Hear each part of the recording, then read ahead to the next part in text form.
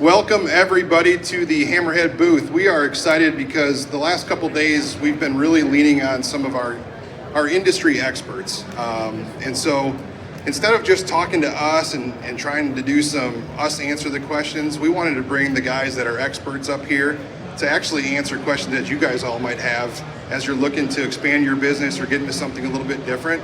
And so this is the last of our events for talking with our customers. And so we got Mark up here, and I'm going to kind of let Mark introduce himself. He's only been doing this since he's been 10 years old, so I'm sure he's going to have a lot of good things to say. But Mark, could you introduce yourself to everybody? My name is Mark Rediger. I own a plumbing company north of Pittsburgh. I've been in business for 38 years and also been doing this since I was 10. So fortunate to have a family member in the business that put me to work on a shovel when I was 10. So, but I have a lot of experience in service and new construction. Yeah, well, service is a big topic of today because as expectations get higher and higher and higher, what are some of the things that made you to be a full solution provider in our space? Well, originally when I started with my uncle, we did a lot of new construction. So that's how when I started my business, we did a lot of new construction. And then we moved into doing more service. And now we do a lot more sewer work and line replacements. So when you look at a sewer line, what kind of rehabilitation things do you do? We have the bursting system, we have the blue light liner, and we also have the point repair system. So when do you choose? When you look at a project, when do you go in there and put a point repair in versus I just need to burst this thing versus I just want to rehabilitate this whole service? Well, if the lady, you go in and she has just a small problem, like a little crack somewhere in a pipe or something, then we'll use the point repair. If not, then we take a look with the camera, and if there's a bunch of bellies or it's collapsed, then obviously the lining system won't work, and then we have to go with the bursting. I know a common question out there is if there's a belly in a line, does the belly go away, or at some point do you think you have to dig, or how do you know? Well, usually with the bursting system, the cable will pull straight. Since it's going to pull at 60,000 pounds, it'll pull the cable straight, so it'll pull that new pipe, it'll blow the top off of where the belly is and pull the new liner, the new piece of 8TPE pipe straight. The liner, on the other hand, is going to sort of follow the pipe. So if it's a small, belly, you can still line it. But if not, if it's a big belly, you're going to have to probably burst it or dig it up, replace that section, and then you could line it from there. From your experience, when you run into Orangeburg as an example, how do you handle that situation? We usually burst it. And most of that, we don't run into a whole lot for the sewers for that, but a lot of rain conductors we see that are in it. Okay. Well, yeah, obviously a lot of experience up here and a lot of expertise. Is there anything out there that you guys have to ask? Don't be shy. He's got a lot of knowledge and can share things. Don't just hear it from us. Hey, Mark's a big guy. I know he's a little bit intimidating, but he's a really nice guy. Mark, when you're in the field and you're going with a customer and you're sitting down with them, a lot of times they have a lot of anxiety because out of sight's out of mind, and when they have a problem, it's an emergency and they would need something now. How do you handle a customer that's emotional as you walk in there? Usually, we show them, like when they had a sewer problem, we'll show them some videos of before and after, so they see, okay, this is the condition of my pipe now, and I show them another customer's sewer that looked just like theirs, 2 weeks, a month before, and then we show them a video of what it looked like after, and that works out well sometimes for them. And a lot of times people don't even realize that they have a sewer repair or replacement on their insurance. So sometimes I say you might want to call your insurance company and check, because sometimes they'll help pay. And even if they don't have it, sometimes the insurance companies pay for the restoration. Like if you got to dig a hole, they'll pay to access the pipe and they just won't actually pay for the plumbing repair.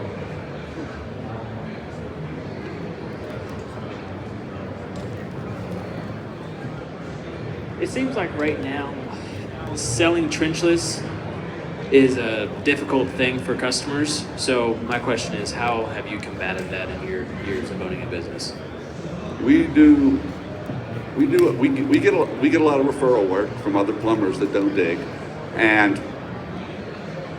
when you go out there, if you can show them like that their yard's not destroyed, that we do a lot of work like under sidewalks. Where we live, a lot of areas you're responsible all the way to the main. So now they're not only responsible for the repair they don't have to repair the yard, but they also have to repair the street, and that gets very costly. So, someone will say, "Hey, I'm going to come in and dig this," but now they have $10,000 worth of street repair to do. So,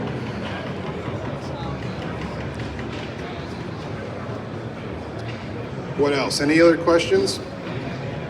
How to expand your business to be a full solution provider.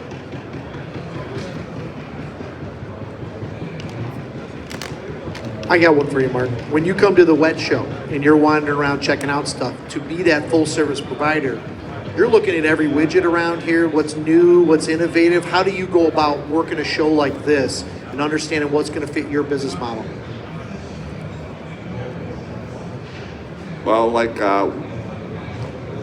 we do mostly, like I said, sewer work, so it's very good here for cameras and locators, the lining system. So when we came here last year and we bought the blue light system, we had already talked to my salesman Greg about it, and we had already had some other systems of yours, and it was sort of just a progression to get into the blue light.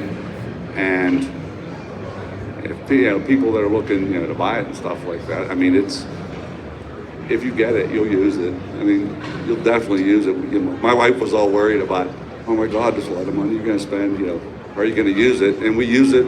We probably do 5 to 7 liners a month, and we could probably do more if I had more employees.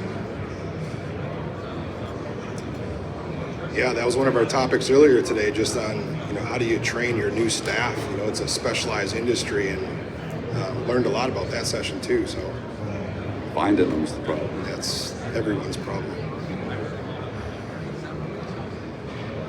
What else? Anything else? How are you doing your reinstatements after you line? Usually, well, it depends where we have. A lot of around us have house traps. So we have to dig up the house trap, whether it's inside or outside, then line it, and then obviously 2 fern goes. And, Yep. and some of the areas around us, the house traps are in the basement, so a little less digging, and but we do a lot of. There's a lot of areas around us that don't have them, so that sort of makes it a little easier. Yep. Mark, as you work with plumbers and plumbing inspectors, and some of those become a challenge, and code's always changing, whether you're in an IPC market or a UPC market. Are you as a business having to go and spend time with inspectors in your area to educate them on the technology you're using, or are they naturally going and finding out for themselves as you're doing the installations? Where we live, the plumbing inspectors are fairly knowledgeable when it comes to the lining, so it's pretty easy. We've never had a problem. Most of the time, our inspectors don't even want to look at the liner. I mean, Kind of already know what they're getting because they're so experienced in that market. yes.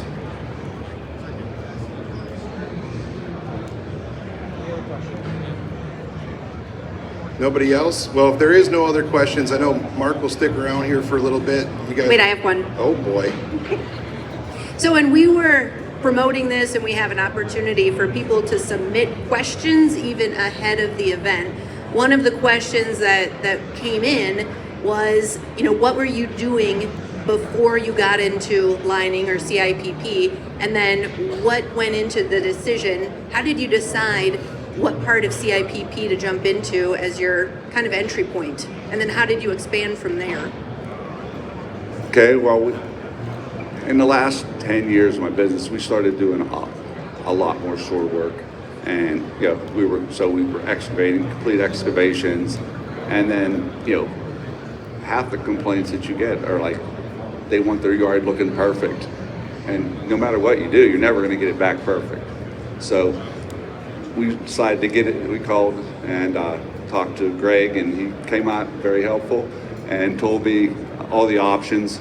And to be honest, the original bursting part was probably more of a price point than anything else for the start to see how that worked. And it does a wonderful job. But then we, it seemed like the next step would have been the lining. So we got into that. And like I said, if you had, like my wife said, you think we're going to use it, and we use it constantly. Yeah, I think price to the entry of it, it's important. I mean, when you look at all the different solutions that we provide, whether it's pipe bursting or sectional point repairs, and then getting into that lining thing, there's certainly a solution for everybody that has an appetite to get into it. So, yeah, I can understand why you started with the PB30. And also, I told you I do a lot of work with insurance companies, and they are very happy not to have to repair yards, driveways.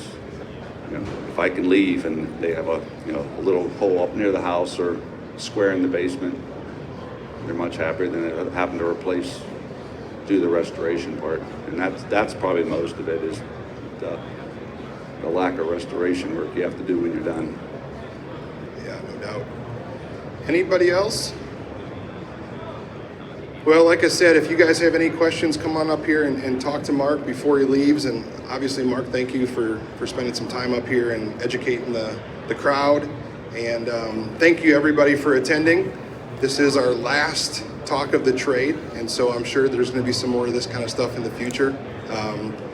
Voice of customer is so important to HammerHead's business, and we wouldn't be where we are today without listening to the experts just like Mark and everyone we've had up here this week. So thank you for everything, and enjoy the rest of the wet show.